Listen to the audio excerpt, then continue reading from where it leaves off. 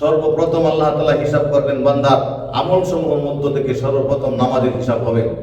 সেই নামাজের হিসাবের মধ্যে আল্লাহ পাক রব্বুল আলামিন তিনজন নবীকে সামনে উপস্থিত করবেন। এক ব্যক্তিকে জিজ্ঞাসা করবেন, তুমি ৫ ওয়াক্ত নামাজ পড়ো নাই কেন? সেই লোক বলবে, আমি তো অসুস্থ ছিলাম, অসুস্থ থাকার কারণে আমি ৫ ওয়াক্ত নামাজ পড়তে পারি নাই। আল্লাহ তাআলা বলবেন, লা তা'তাজিলুল ইয়াওম, আজকের দিন কারো উত্তর গ্রহণ করা হবে না।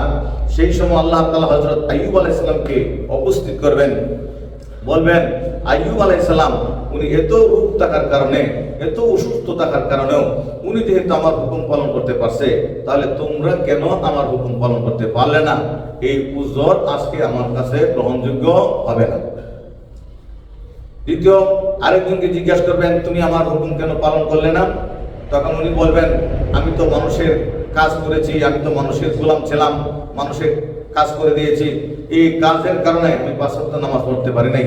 আল্লাহ রাব্বুল আলামিন তখন হযরত ইউসুফ আলাইহিস সালামকে সামনে পেশ করে দিবেন যে উনিও তো এক লোকের গোলাম ছিল, উনি গোলাম থাকার সত্ত্বেও, মালিকের আন্ডারে কাজ করার সত্ত্বেও উনি কেমনি আমার হুকুম পালন করতে পারছে, আর তুমি সাধারণ একটু কাজের জন্য আমার হুকুম পালন করতে পারলে না, এই জন্য আজকে তোমার উযর গ্রহণ করা হবে না।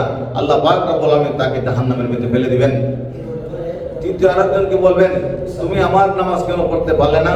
সে বলবে, আল্লাহ আমি নামাজ পড়তে পারলাম না, আমি বাদশা ছিলাম, আমি অনেক বড় নেতা ছিলাম, আমার এই বাদশাহী এগুলি সব ঘুরতে ঘুরতে দেখতে দেখতে আমি নামাজের সময় পাইছি না, আল্লাহ এই জন্য আমি নামাজ পড়তে পারি নাই।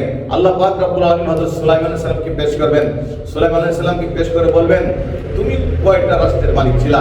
আমার এই সুলাইমান পয়গম্বর সারা বিশ্বের বাদশা ছিল, বিশ্বের বাদশা থাকার পরেও উনি যদি নামাজ পড়তে পারেন, আমার হুকুম পালন করতে পারেন বাদশাহী থাকা সত্ত্বেও, তাহলে তুমি কেন আমার হুকুম পালন করতে পারলে না? এই উযর আমার কাছে গ্রহণযোগ্য হবে না। এই জন্য তিনজনকে জাহান্নামের মধ্যে নিক্ষেপ করে দেওয়া হবে।